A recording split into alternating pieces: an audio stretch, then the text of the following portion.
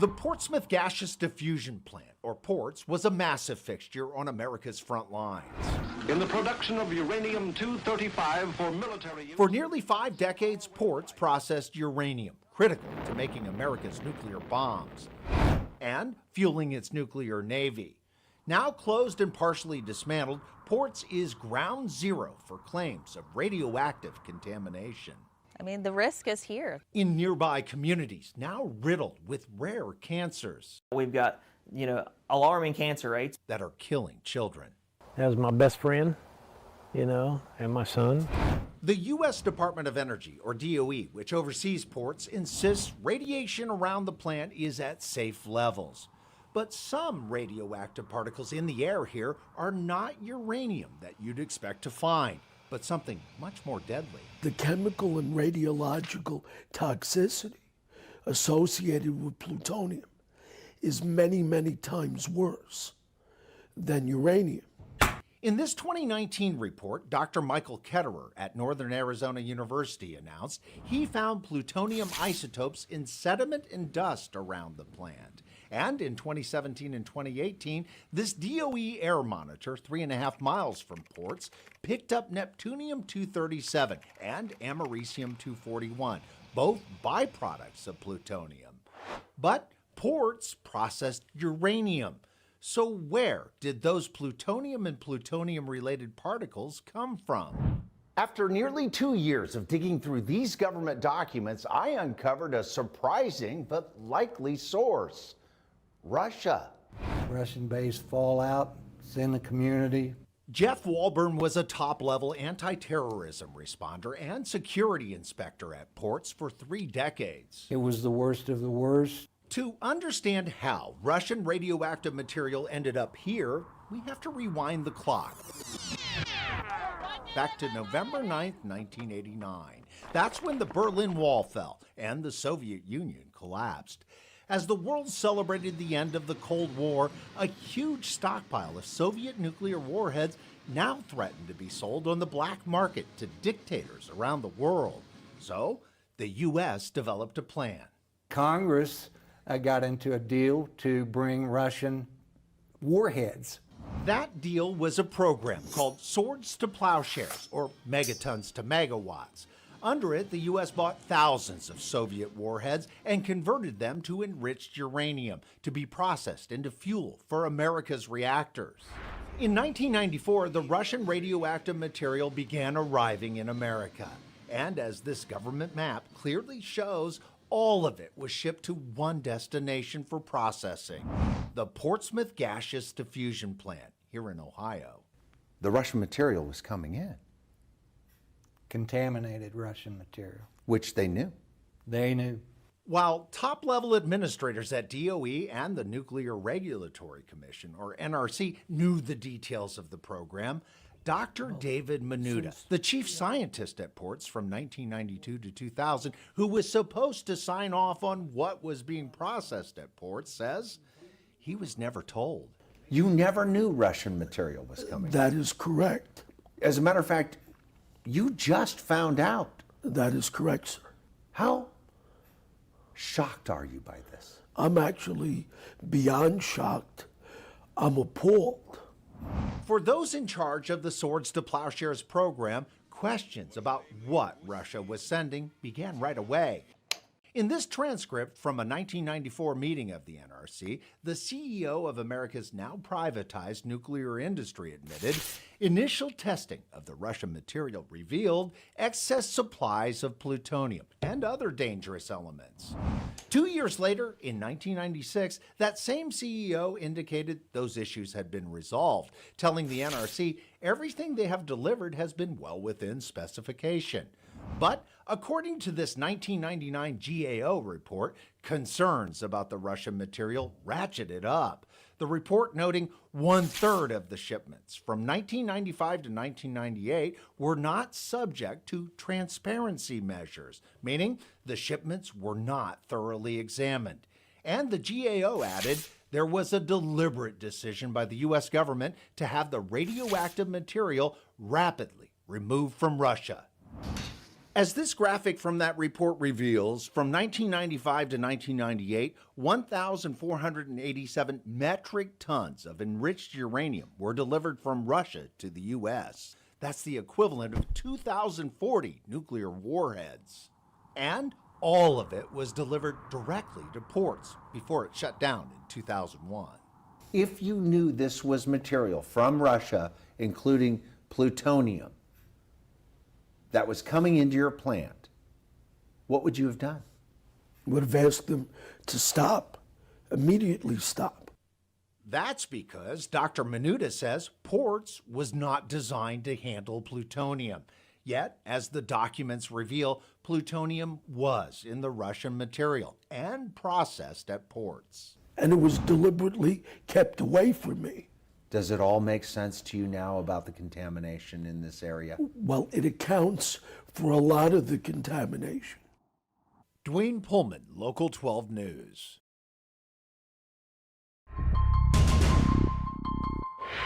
On Google Earth, a massive nuclear complex comes into full view. This is Mayak.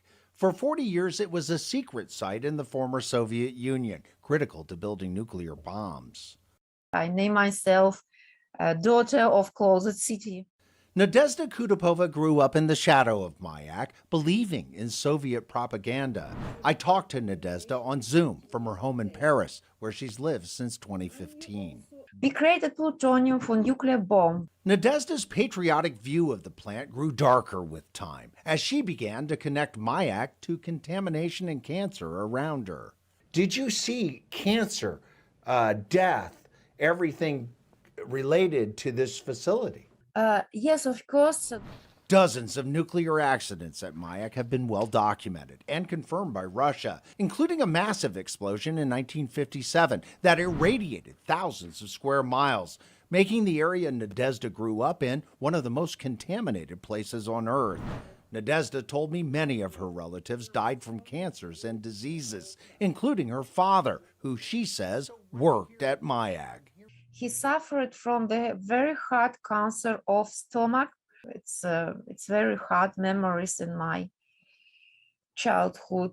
Nadezhda says she tried to blow the whistle on Mayak, but was charged with espionage and forced to flee to France. I was threatened by 20 years of prison. If you're wondering why I'm focusing on a facility on the other side of the world, well, that's because Mayak is central to an American plan to dismantle Soviet nuclear warheads, convert them to enriched uranium, and ship that radioactive material here to the Portsmouth Gaseous Diffusion Plant, or PORTS, in southern Ohio. The Congress got into a deal to bring Russian warheads. That deal was called swords to plowshares, or megatons to megawatts. U.S. government reports reveal thousands of tons of enriched uranium converted from those Russian warheads were shipped to ports throughout the 90s. Jeff Walburn, who is a top-level security inspector and anti-terrorism responder at ports, spent decades researching government documents and says the Russian radioactive material sent to ports was contaminated with dangerous impurities. It was the worst of the worst. And as this government map clearly shows, the road for those Russian radioactive shipments to ports leads back to 4 Russian sites, including Mayak. This is the place where we got our stuff from? That's who you got in bed with. In this transcript from a 1994 meeting of the Nuclear Regulatory Commission, or NRC, the CEO of America's now privatized nuclear industry admitted initial testing of the Russian material revealed excess supplies of plutonium and other dangerous elements. In 1996, that same CEO told the NRC the Russians asked, "Would you mind if we gave out-of-spec material with plutonium in it?" The CEO assured the commission everything they have delivered has been well within specification. But 5 years after shipments began arriving to ports from Russia, the General Accounting Office, or GAO, issued this report stating 1/3 of the shipments from 1995 to 1998 were not subject to transparency measures. Around ports, plutonium and plutonium isotopes, which are far more dangerous than uranium, are now being picked up by government air monitors. And this independent study found plutonium isotopes in river sediment and dust collected from homes near the plant. When I told Nadezhda, that Russian political refugee, what we uncovered, she was stunned that America would ship anything from Mayak. I have never heard that they transported the nuclear materials which could contaminate American soil. And for me, it's very surprising. While Russia isn't the only source of dangerous elements at ports, it's clear shipments from Mayak and other former Soviet facilities did appear to include at least trace amounts of plutonium, which leads that former top-level security inspector and others to question whether contamination and cancer in American communities is connected to Russia. Do you think Russia got the better of us? Oh, they got the better of us. Dwayne Pullman, Local 12 News.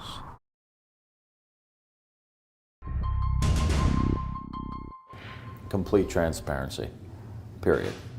Congressman Tim Ryan's demand for transparency led him to call for a meeting on Friday with Pike County leaders and the U.S. Department of Energy, or DOE, to, among other items, discuss serious questions raised in my investigation, fallout from Russia. You know, it's first time you see it, it is shocking. Over the past 3 weeks, I've laid out details of a U.S. program called Megatons to Megawatts, where thousands of former Soviet nuclear warheads were converted to uranium, and the radioactive material shipped to the Portsmouth Gaseous Diffusion Plant, or ports, for processing. While the program was made public at the time, my investigation uncovered documents from the General Accounting Office, Nuclear Regulatory Commission, and other sources that appear to indicate some of those Russian shipments were contaminated with at least trace amounts of plutonium, which is far more dangerous than uranium. DOE, which oversaw the program and regulates the plant, disputes my reports, stating in part, there is no evidence over the 20 years of safely implementing the program to substantiate the claim that plutonium of any amount that would be significant for public health and safety was part of these shipments. How are you doing? But DOE has yet to agree to sit down for an interview with me to clarify its position. Are you able to comment? I caught up with Ike White, senior advisor for DOE's Office of Environmental Management, as he was leaving Friday's meeting. So that was all uranium from Russia. No plutonium. No, it was uranium. You never had plutonium. Not that I'm aware of. Government monitors around ports have picked up plutonium-related particles in the air, and an independent report identified plutonium isotopes in river sediment and from dust collected inside homes surrounding the plant. When asked if plutonium was present at ports, White would not answer. Yes or no, did you ever have plutonium at the plant? This plant was intended to process uranium. I understand. Yes. That doesn't answer the that's question. that was That didn't answer the question. Did you I have appreciate the plutonium? opportunity. Did you have plutonium? While White walked away, internal documents I obtained from a former high-level security inspector and an OSHA investigator clearly show plutonium was present at ports while it was processing the Russian material. Samples gathered at ports in the mid-90s by an inspection team from Lawrence Livermore National Laboratory were tested, revealing plutonium inside the plant in solid, liquid, and gas forms. In 1995, the laboratory issued this official Moody report, identifying and listing several forms of plutonium inside ports. And in this memo from 1998, an inventory list at ports notes plutonium is present inside the plant, including a 55-gallon drum containing both plutonium-238 and 239. I'm glad it's getting coverage. I'm glad it's getting attention. Pike County Commissioner Jerry Miller is pleased I'm investigating. So is Health Commissioner Matt Brewster. You're in our corner and we appreciate that. You know, all we want is the truth. But truth surrounding this Cold War plant can be elusive, which is why Congressman Ryan says he's serious about getting real answers to the questions raised in my investigation. And so I think we are now obligated to ask the Department of Energy to be completely transparent and release all the information that they have. So you're making that request? I'm making that request. And if they don't comply, what do you do? Well, we'll take it to the next step. A step that could include an official congressional investigation. Dwayne Pullman, Local 12 News.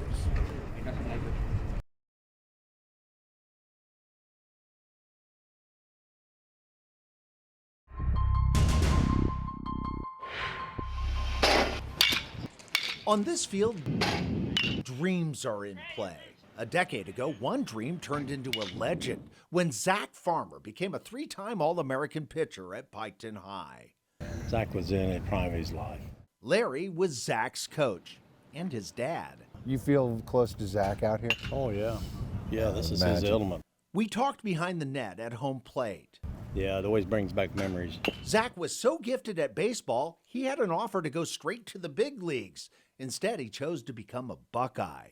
But before he could reach the pinnacle of pitching, life threw Zach a tragic curve. He was diagnosed with acute myeloid leukemia, a rare and vicious cancer. In 2015, a week after his 21st birthday, Zach Farmer died.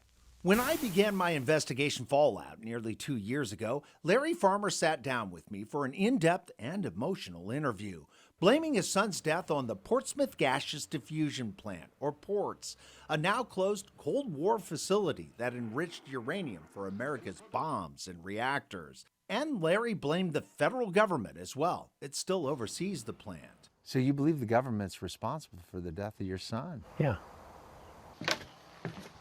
Larry says he feels guilty too. He raised Zach here, just a mile and a half from Ports.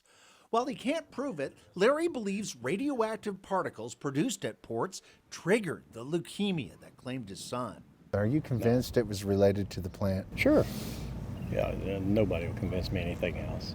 Since our first interview, Larry says he's watched what I've uncovered, from high cancer rates to dangerous radioactivity inside a now closed middle school, and radioactive particles picked up by the government's own air monitors, to working with a mother who set up her own air monitor and a scientist at a lab in Arizona who proved contamination around Ports is connected to the plant, to my latest and most stunning find, proving radioactive shipments to Ports from Russia were contaminated with at least trace amounts of plutonium, which is much more dangerous than uranium.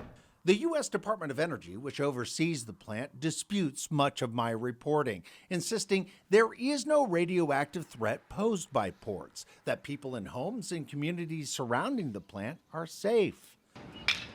Larry Farmer disagrees. Well, you feel that, somebody lied to you. So she was 15 when she died. Larry's not alone. I think the whole community, the whole county should have known, not just people that work there. Wayne Smith's daughter, Kate, died in 2013 from a rare cancer called rhabdomyosarcoma. She was just 15 years old. Yeah, I miss her every day. After his daughter's death, Wayne took a seat on the school board, voting to close Zons Corner Middle School after enriched uranium was discovered inside. I would close the school down because I wouldn't want no other kid to go through what my daughter went through. Other children who attended Zons Corner developed cancer and died too, including Zach Farmer. How do you go on? Yeah, I know. Yeah, I think about it all the time. This monument marks Zach Farmer's record-setting run at a baseball field that now bears his name.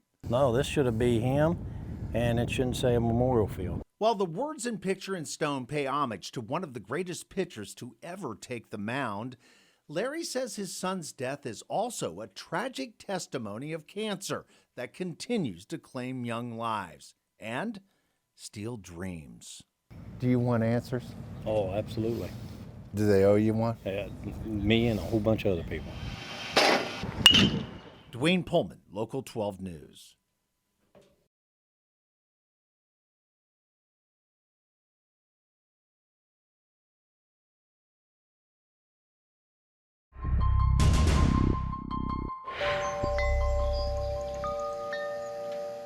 This country estate appears to be picture perfect. I mean, this is our dream home. But government air monitors across the area reveal invisible radioactive particles are blowing in the wind here, threatening to tear apart the world Elizabeth and Josh Lamerson built for their two sons. They trust in us to take care of them. How scared are you? Very scared for our children. You gonna move? This is our home. From the Lamerson home, it's easy to spot the source of their fear. That red and white water tower just over the tree line is right in the middle of the now closed Portsmouth Gaseous Diffusion Plant, known as PORTS. A massive 3,700-acre compound, once crucial to making America's nuclear bombs. The U.S. Department of Energy, or DOE, says there's no threat from the radioactive uranium and other materials that were processed and disposed of at ports. But children who live near this plant continue to die from leukemia and rare cancers. I mean, the risk is here. The risk of, cancer, the risk of dying. Zahns Corner Middle School was closed in 2019 after tests revealed enriched uranium inside. This air monitor across the street, operated by DOE, picked up neptunium-237 and americium-241, radioactive particles tied to even more dangerous plutonium. Both the monitor and school are 4 miles from ports. That's 8 times farther away than the Lamerson home, which is just a half-mile from the plant. In public meetings like this one on April 27, 2019, DOE representatives suggested the enriched uranium and other radioactive particles might not have come from the plant, but from common items like smoke detectors, which have low levels of americium, or more likely, they said, from fallout that dropped decades ago during America's atomic bomb tests. Which you find in our atmosphere, was due to atmospheric testing. Elizabeth, who has a degree in environmental biology and used to work at the plant, didn't buy that. Did you get the truth from DOE? No. But proving the plant, not fallout, produced those particles would be difficult without some high-powered help. I saw this email from Elizabeth to Ohio EPA, and I said to myself, I like the tone and the directness. Enter Dr. Michael Ketterer, a renowned professor emeritus of chemistry and biochemistry at Northern Arizona University, who found Elizabeth while researching ports on the internet. And he finds you. And he finds me, yes. That's pretty amazing. Yes. I've said from the beginning there's a lot of divine intervention. Dr. Ketterer and Elizabeth teamed up. Elizabeth agreed to collect samples from dozens of sites around the plant, everything from water and sediment in nearby creeks to soil, even dust from inside homes. Dr. Ketterer agreed to test it all for free. If I can help them, I will try to help them. I joined Dr. Ketterer in his lab in Flagstaff, Arizona, where he continues analyzing Elizabeth's samples using this. A mass spectrometer, a device that incinerates material, forcing it to give up its atomic secrets. I know very well that there is an awful lot riding on these measurements. Particles from ports have a unique signature, identified in several government studies. So does fallout from those atomic tests.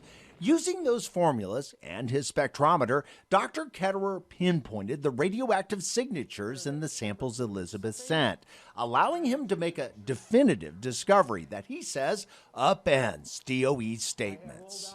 It's impossible. It's absolutely impossible for the source of this to be nuclear weapons testing fallout. In this report on April 27, 2019, Dr. Ketterer published the data from Elizabeth's samples and reached a clear scientific conclusion, writing, "The Ports facility is the source of the enriched uranium and is also the source of non-fallout neptunium and plutonium." Were you stunned when that came out? Sure, absolutely. It completely takes DOE's argument away of this isn't us. Today, DOE responded to my questions, not to dispute Dr. Ketterer's findings, but to state in writing that it conducted its own analysis of more than 10,000 samples and found the radiation doses well below regulatory limits. Still, Elizabeth's fight to get the truth about those radioactive particles is far from over. And what she and Dr. Ketterer discovered next is frightening an entire community. My Local 12 investigation Fallout continues only on Local 12 News, Monday at 6. I'm Dwayne Pullman. I'll see you then.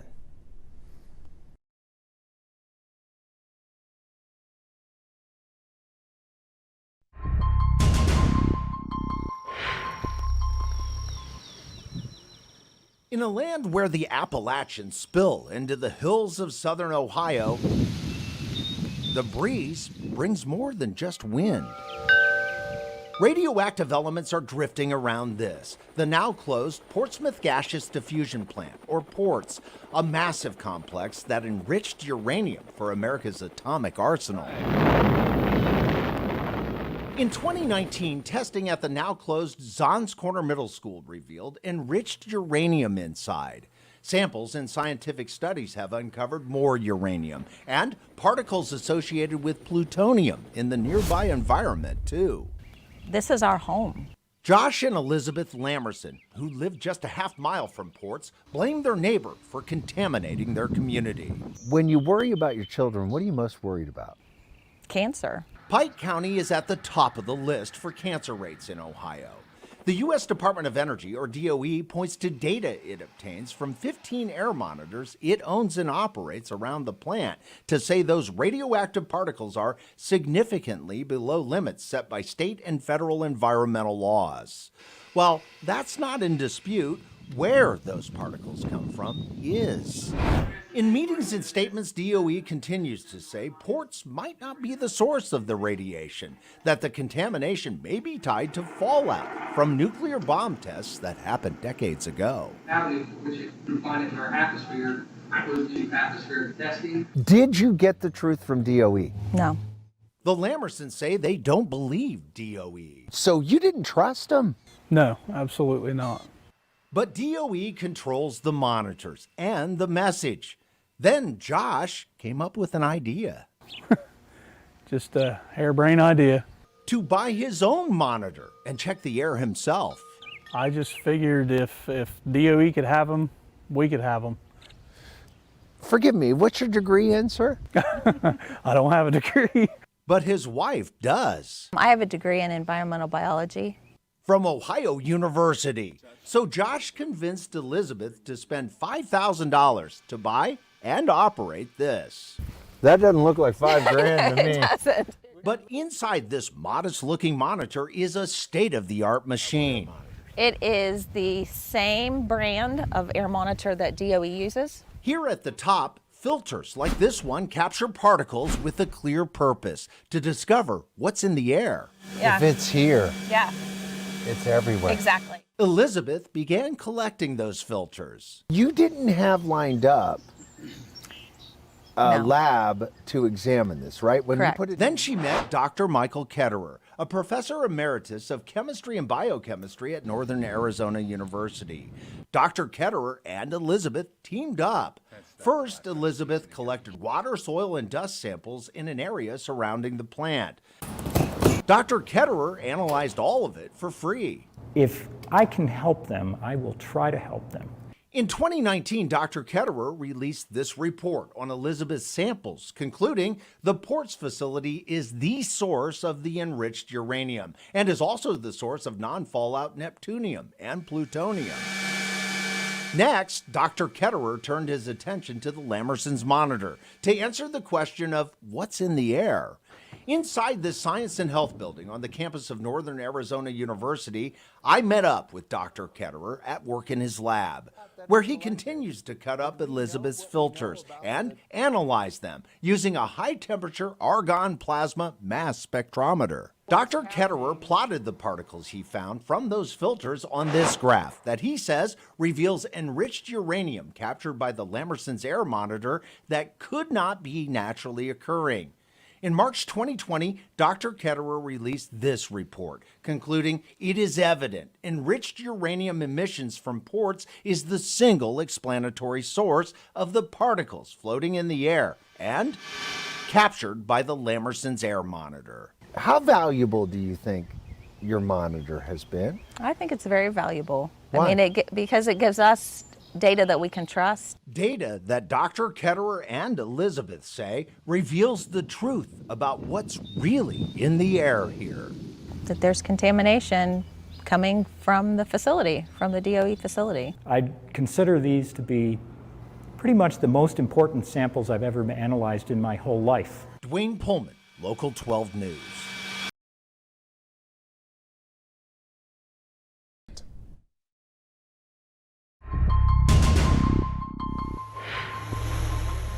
At the center of the Portsmouth Gaseous Diffusion Plant, or PORTS, workers are removing siding from a massive half-mile-long building known simply as the X326. Jeff Walburn, who worked at the plant for 31 years, says dust from decades of enriching uranium for America's nuclear bombs has built up high on these rafters. There's 70 feet of contaminated material. It's going out. It's going to the four winds. Nearby, a 250-acre landfill is being carved out of the earth to dispose of demolition debris and radioactive waste.